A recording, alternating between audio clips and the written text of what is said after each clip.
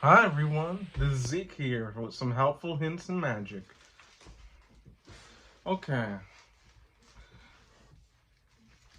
this video is more for beginners. You don't really need it if you are experienced. Um, some of it might be a repeat. Um,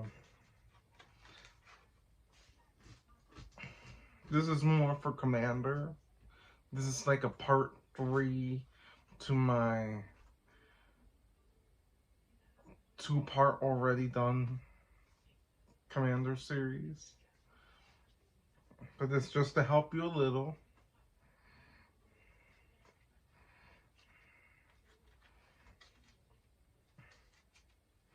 Okay. Now, we've covered that you only need a legendary creature card for the Commander series. So my commander's this, as you've seen before. A Tarka World Renderer.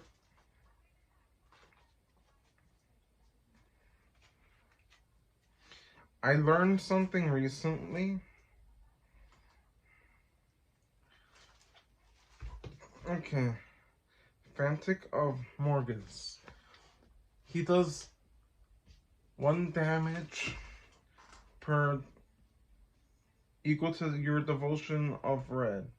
That basically means every red dot in the identity color. So say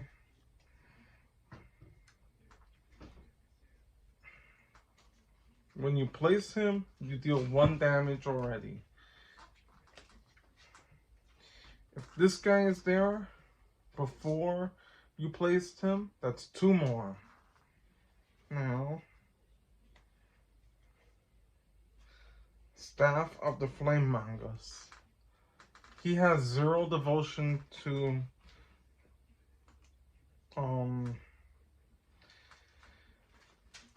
0 devotion to red. So nothing, nada. If you understand what I mean, then bingo. He basically you just think for every color red circle on the identity color is how much damage he does. Okay. Oh, Staff of Flame Mongus. For every single time you pull a mountain or cast a red spell, and if you're new to Magic, every card you use is a spell. Creatures, enchantments, sorceries, instants, everything.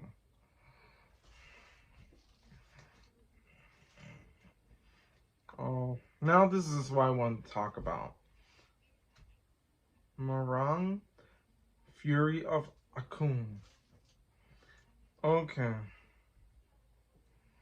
Each creature you control gets +1/+0 for each time it has attacked this turn. His is a special ability, Landfall. Landfall is activated every single time you place a land. That's pretty much it. Every single time you place a land, it's activated. And his ability is whenever a land enters the battlefield under your control, if it's your main phase, there's an additional combat phase after this phase. At the beginning of your combat, untap all creatures you control. So basically, +1/+0 for the first battle phase, and then +1/+0 for the second one. That basically means you gain +2/+0 on this button. You have a total of, you gained 2 for the second battle phase. Let me put this card down. It's a surprise card. Okay. Now, Planewalkers. We've covered them. I want to make sure for the new guys that we covered them well. He is a legendary Planewalker. He's a rare. Also, you can tell rare identity by that. If it's black, it's a common. If it's silver, it's uncommon. If it's gold, like on here, it's a rare. And if it's this color, like bronze, it's a mythic rare. Those cards are good. Those cards are worth money. Now, this legendary Planewalker is the Domari, an Arch of Bolas. Also, going back to Fantic of Mongoose, since Dormy would count as a spell, he is a, how can I say? Sorry guys, I lost train of thought. Identity colored red-green, so count 1 towards this guy. So 1 damage from him. He makes creatures I control get +1/+0. So he's good to keep. He has 2 abilities. A lot of Planewalkers have 2 abilities. His +1 ability to his loyalty. Loyalty is like his life points. If it runs to 0, he is dead. You can add either red or green mana for creature spells you cast this turn. Can't be countered. Or you can give up 2 loyalty counters. Target creature you control fights target creature you don't control. So you can force 2 creatures to fight. Say had Morgan Fury of Akon fight Fantic of Morgus as my opponent's creature. This guy would win because he's a 6/6. And this guy would lose because he's a 4/2. It's a helpful ability, especially if you give him loyalty counters near the beginning of the game. Borderland Ranger. He is here for search. Searching is a mechanic they use in a lot of TCGs. Like Magic, Yu-Gi-Oh, Pokemon, whatever. When Borderland Ranger enters the battlefield, you may search your library for a basic land card. Reveal it and put it into your hand. If you do, shuffle your library. Now, the term library just means your deck. Now, if you haven't put a land down yet, you can do that. If you haven't put a land down the turn that you use this guy, I'll show you.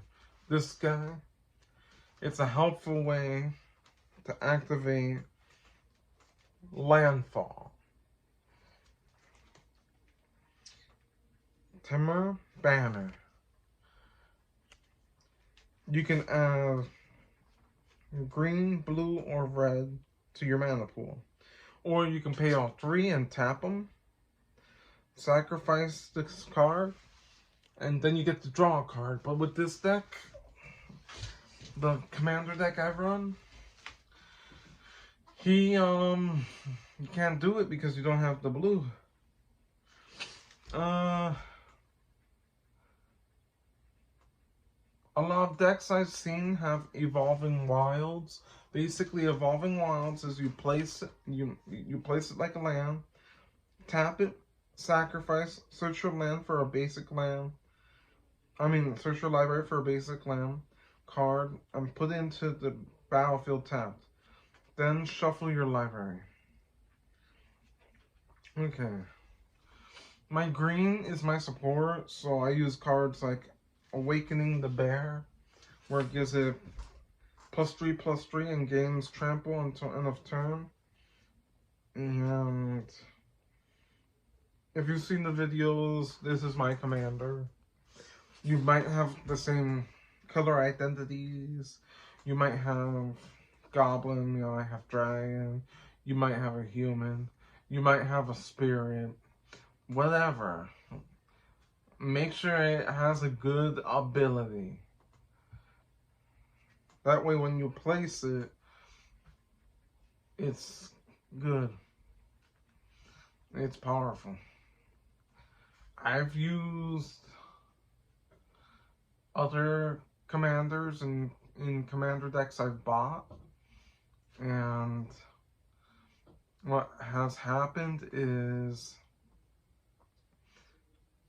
my favorite is, I don't know the name by heart, but this commander that I use a lot basically does commander damage.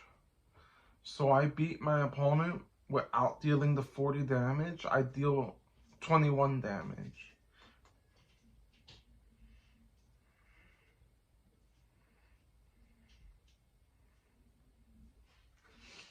Now, because of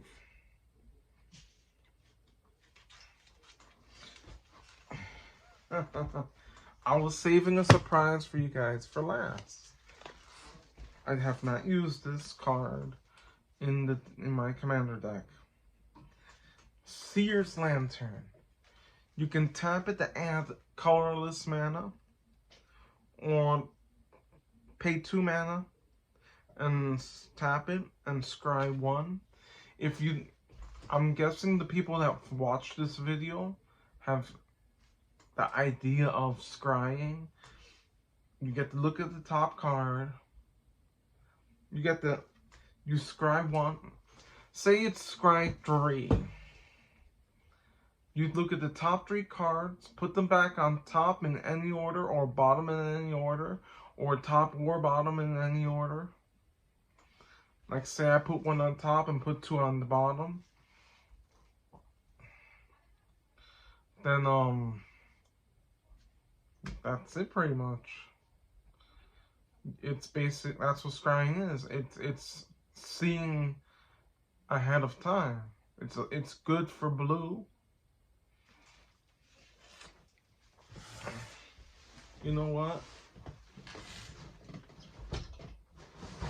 I did not plan for this, but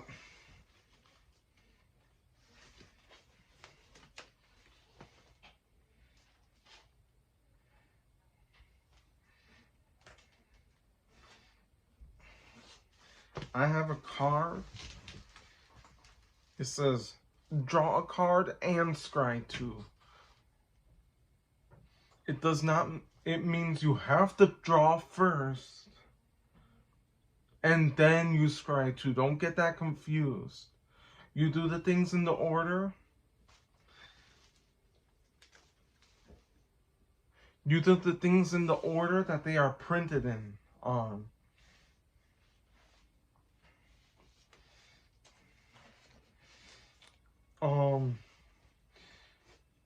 In past years, I've actually met encountered cards with unique text, like Student of Warfare. He's just a 1, but he's a 1 white. He has what's called levels. At level 1, he's a 1/1. You pay white.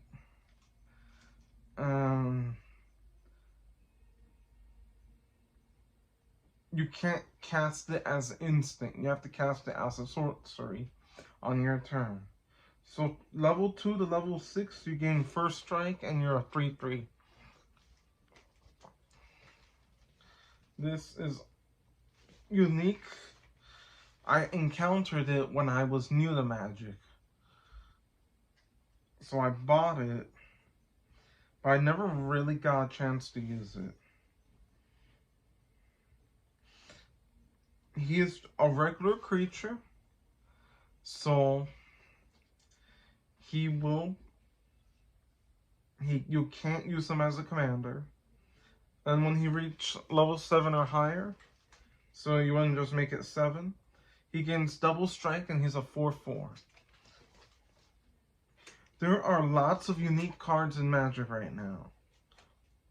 I saw a guy with a dragon, and he basically all he did was rolled a 20-sided die, which is not uncommon in Magic. In fact, that's one way of keeping track of his life counter. Oh, and what he did was basically, I think he got like a token card or something. I don't remember. So they have cards like Dungeon and Dragon style cards that they collab with and stuff like that. They have lots of unique cards, okay? If you want me to look up that kind of stuff for you guys, leave a comment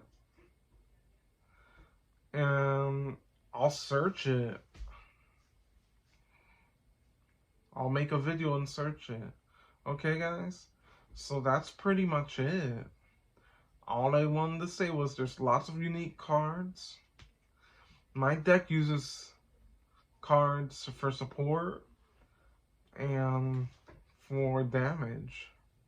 So that's pretty much it. Subscribe, like, comment. For this video especially, comment. Alright guys, this was some helpful hints in Magic, and peace out.